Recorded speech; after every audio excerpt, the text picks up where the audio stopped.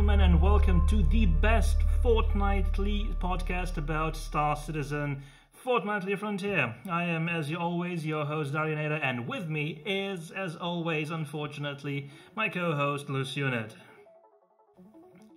It's a really silly face I'm pulling. Yeah. Hello! Awesome. Right. A lot of exciting things have happened since the last episode, including the release of version 0.9 of Arena Commander, and we'll talk about that later in the show, but first... The Hyper News! No, we have no time for that bullshit. We're going straight into the meat of things. So, Arena Commander version 0.9 is with us, and... Arena Commander. Anyway, go, Loose, go! Go, Joe, go. What's it like? Crap. Is it? No, I quite enjoy it, and I think they've made a lot of amazing improvements with it, but there's still lacking that control, flexibility, and... True. For those who don't know, control customizations are in, albeit in a very rudimentary form. There are a bunch of presets you can use for keyboard controls, gamepad, and joystick controls. However, if you really want to get down and dirty and customize your controls completely, you have to edit certain XML files, which isn't hard, but it's not very easy either. So we will include some information about that in the description below. And yeah, there's some tools. There are some tools, yes. One of the tools that we've been using is, I'm actually trying to get to it, is called SCJ Mapper, version 2.3. I guess we'll put the link in below. We will. The tool basically, on the right hand side, you have a list of commands that Star Citizen understands, and then you are able to map any input of your device that you have, is it a joystick, is a gamepad, and it will generate an XML file which you can load into Star Citizen. This is a very temporary solution, as they have said that in patch 13.1 they will be releasing fully customizable control options in game. Second pass. So we'll see what that actually involves, but yeah. Yes. I understand that one of the big problems with it is that they're currently trying to build the back-end systems, because when your control schema will actually be tied into your account. So when you log in somewhere else, you'll get your controls back, and you'll be able to you'll save them in the cloud basically. And this was one of the things that they were working on, is building this back-end stuff. Oh, that's interesting. I did not know that. Yes. Cool. That is very cool. That was talked about quite a while ago, so I don't know if that's actually going to be, but as far as I'm aware, that hasn't changed. That is what's holding up the customizable controls mostly. Because again, they're doing it they're doing it the correct way, and building the systems properly the first time and getting them implemented so they work, rather than just throwing something at us and saying, here, it kind of works, and later on having to redo the whole thing. Right, because I was under the impression that the CryEngine 3 default interface has all that built in, so I had no idea why they didn't just release that from the get-go, but you do raise a good point, yes. Yeah, it's just back-end stuff, which is got to be done. So it's certainly going to come, and it's going to be at the next patch, which... Excellent. I have no idea when it's going to be. Next new thing is... 2 new ships, the M50 and the 350R, that you are able to race in the much-awaited Murray Cup. And you were wrong. What? In the previous episode, you said that we won't be getting the atmospheric map that was showcased at Gamescom. You're correct. But that is the map that we got, which is, in a phrase, to put it mildly, processor intensive. Oh yeah, it's terrible. I'm getting down to like 10 frames a second there. Yes, and even then with an occasional lag spike that, just as it happens, comes when you're aiming for a checkpoint. It's almost impossible to race. Yep. So if anyone out there wants to send us some video cards, we will mention you on the show or something. I'm still on a 470 GTX. Yeah, a whole new PC would be good actually. i7 Extreme, something. 50 million gigabytes of RAM. 15 million gigabytes of RAM. That's what? 15 petabytes. Moving on. I think you're stretching it a bit. Moving on. Yes, so far I think the sound improvements I've done are awesome. I really am. Oh yeah, the sounds yes, they are amazing. Especially when you get a flyby by an M50, it does sound just like it did in the trailer. Like I said in the previous episode, it sounds very good. And if you don't have an M50 or R350R to follow it, you will be hearing that a lot when you're being passed around the track. Yep. And also they have both of those ships are flyable in the dogfighting, like actual dogfighting part as well, so you can do that. Apparently the 350R is quite good. So if you take some guns off other things and put them on that, it is quite good, yes.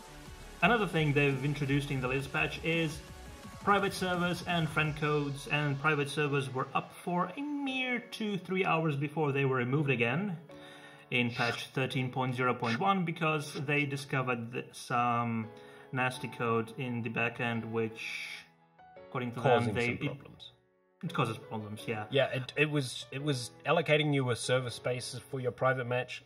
Everyone jumps on, plays the game. The game ends and they leave, but it keeps that server open and it wasn't killing the server. So they just constantly adding more and more servers, and eventually it fills up and then no one can connect to a game. So yeah, they had to disable that, unfortunately. But it should be back on. It probably will be back before the episode airs. So yes, yeah. Hopefully it will be. Yes. Yeah. Friend codes, on the other hand, do work. So when you enter a public match, you will be given a code which you can give to your friends, and then they can join the same server you are on. The only difference is that it won't be a private match, so other people that you haven't invited still have the ability to log in and kick your ass. Yeah, and it doesn't always work that well. It doesn't work that well, always, no. Not yet. It's a bit Not yet. You have to wait until the person that you're connecting to has given you the code has actually joined the server, and then you can try and join. So assuming that it hasn't filled up in that time, you can actually probably get in, but we didn't have much success. And the one time we did have success with it, we had a bit of a failure because I went in and I'd been playing with my guns on my M50, and I went in and I had no ammo on my gun, so so we didn't actually get to play together today. It was a bit of a complete failure. We need to play more. Yeah, always remember to close the holo table once you've finished editing, and it will save your information. Leave it open, it won't, as I found out. Right, maybe that's a bug we should report, or maybe it's something they do know, but I think you just have to press the tab button and it disconnects. I think there should be a button to confirm the loadout instead of just confirming when you exit. I mean, just probably. To make it obvious that you have to confirm. Yeah, I mean, I was having a big rant and rave to you today, actually, because you were saying it as well, to reduce loading times. You're spawning in the hangar, which means you have to load the hangar every time. And you load the hangar so you can go and press escape and go to Arena Commander.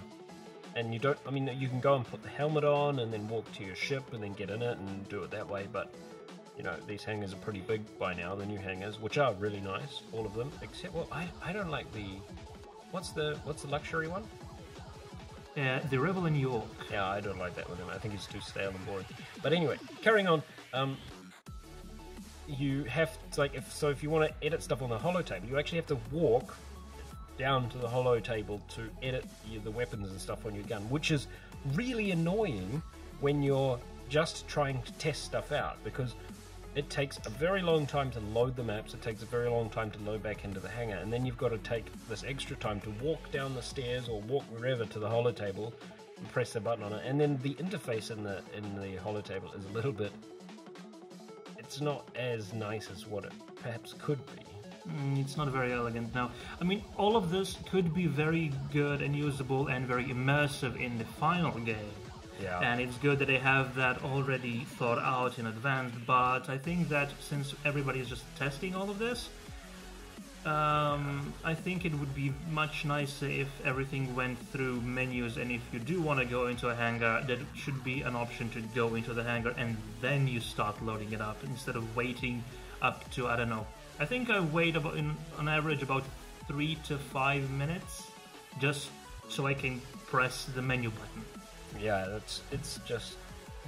I mean, I can see when you're like, by default it'll load you into the persistent universe or something, and then you're there and you can walk around, you can go and do stuff in your hangar, and when there's much more interactive things and getting cargo and organizing stuff, I can see that as being a bit better. I also think they haven't optimized things as well as possibly they could have, and they will do that later on, I guess.